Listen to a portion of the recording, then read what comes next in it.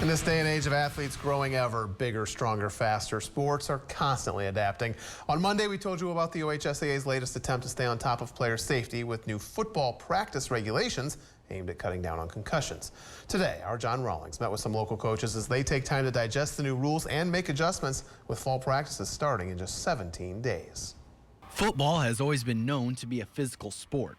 With concussion safety on the rise, the OHSAA has released new guidelines just 2.5 weeks before football season starts about how much hitting should occur during practices. It's not anything that's going to really change the majority of the teams. We're just going to have to keep a little better track. It's something you have to adjust to.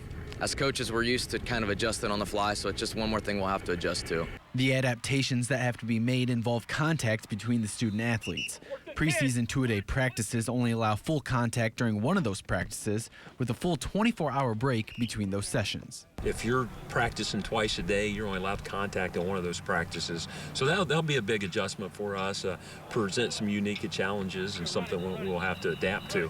Other changes involve practices during the season where student athletes are limited to 30 minutes of contact per day, 60 minutes per week, and a maximum of 2 practices of full contact in a 7-day span. You got to have guys hit. You got to find out who will hit, but you don't have to beat them to senseless that way. And I think what the rule will do is keep guys under control that maybe, really go at it every day.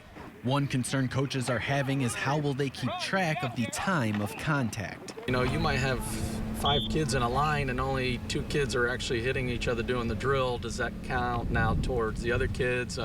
Even in a team session where you might be doing live contact up top, are you just counting the initial contact? Are you counting the whole time where they're in the huddle where there is no contact? So, I guess there is a lot of gray area. Though new rules can cause chaos, these rules were made for player safety.